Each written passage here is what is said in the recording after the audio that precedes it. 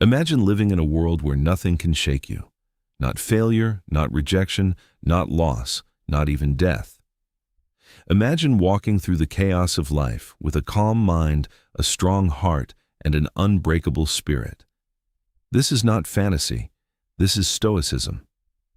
Over 2,000 years ago, in the noisy streets of ancient Athens, a man named Zeno of Citium lost everything. His ship sank. His fortune vanished. He was left with nothing.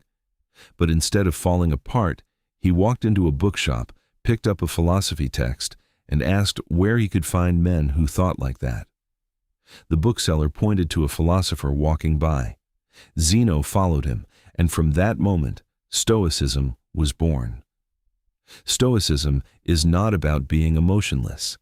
It is not about suppressing your feelings or pretending that pain does not exist. It is about understanding what you can control and what you cannot. It is about building an inner fortress so strong that no external event can destroy your peace. The Stoics believe that we do not suffer because of what happens to us. We suffer because of how we interpret what happens to us. Change your interpretation, and you change your entire life. Some of the most powerful people in history were Stoics. Marcus Aurelius, the emperor of Rome, ruled one of the greatest empires the world has ever seen. Yet he spent his nights writing private reflections about humility, discipline, and death. Seneca, one of the wealthiest men in Rome, wrote letters about the pointlessness of chasing material possessions. Epictetus, a man who was born into slavery, taught that true freedom has nothing to do with chains on your body and everything to do with the chains on your mind. Stoicism survived for over 2,000 years because it works. It is not abstract theory. It is a practical operating system for life. And today, I want to share with you 5 Stoic principles that, if you truly understand and apply them, will transform the way you live. The first principle is this: focus only on what you can control. This is the foundation of everything in Stoicism. Epictetus said it best: some things are within our power, and some things are not.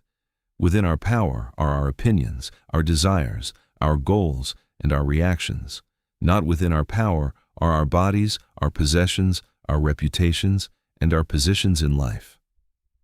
Think about how much energy you waste every single day worrying about things you cannot change. You worry about what people think of you. You worry about the economy.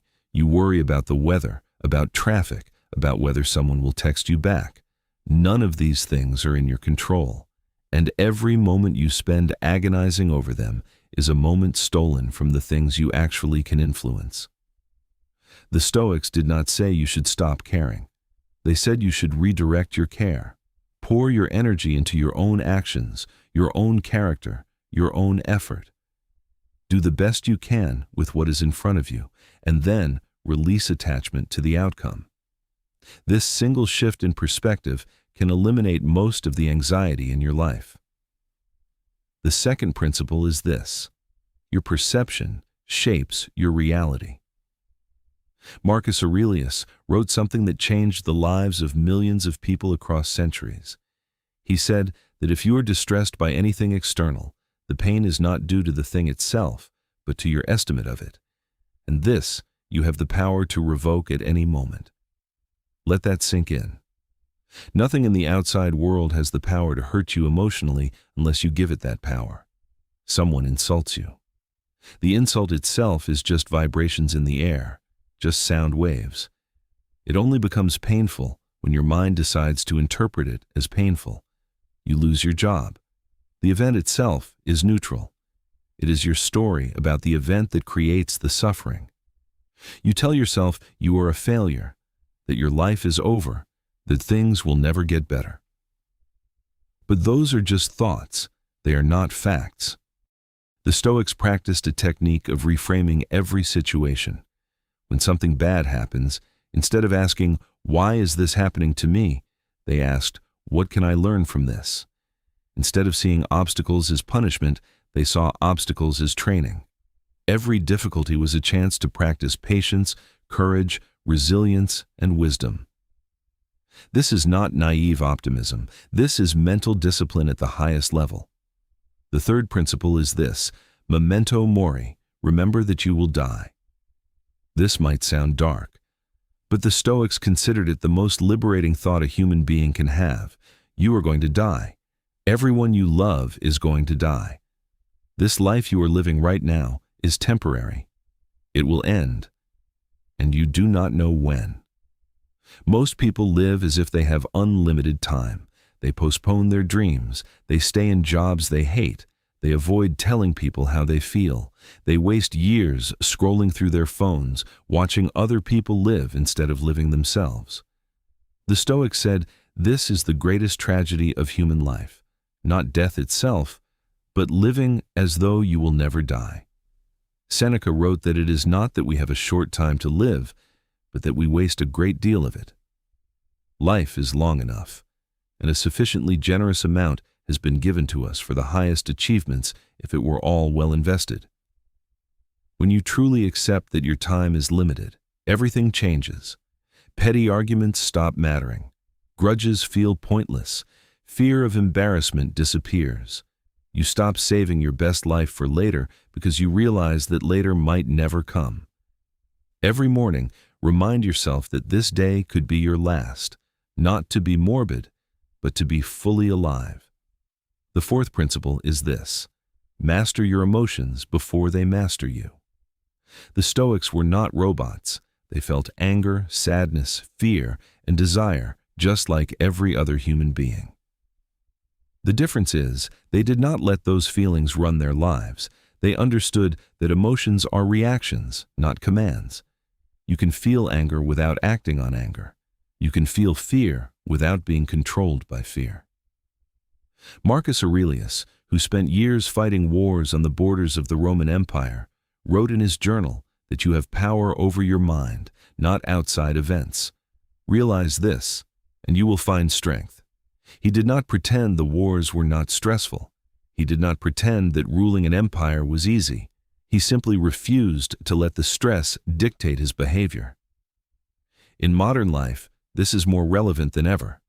We are constantly provoked.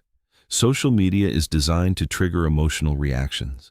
News is designed to make you afraid. Advertising is designed to make you feel inadequate.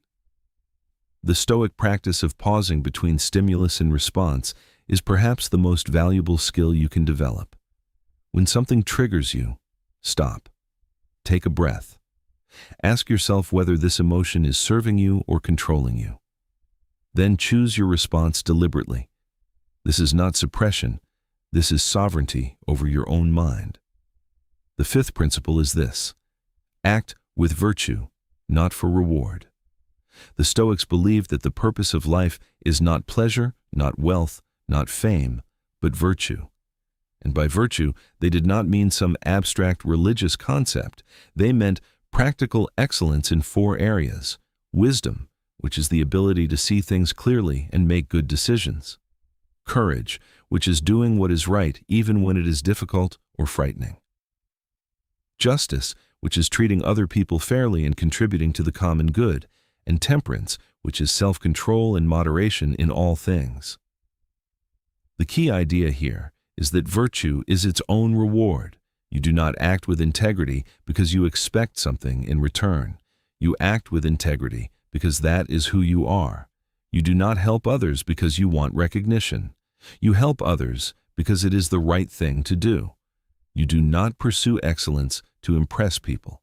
You pursue excellence because anything less is a waste of the life you have been given. This is a radical idea in a world obsessed with external validation. We are trained to chase likes, followers, promotions, and status symbols. The Stoics would say that all of that is empty. The only thing that truly belongs to you is your character. Everything else can be taken away. Your money can be lost. Your reputation can be destroyed. Your body will eventually fail. But your character, your virtue, your commitment to doing what is right, that is something no one can ever take from you. These 5 principles are not just ideas. They are a way of life. Focus on what you can control. Reframe your perception.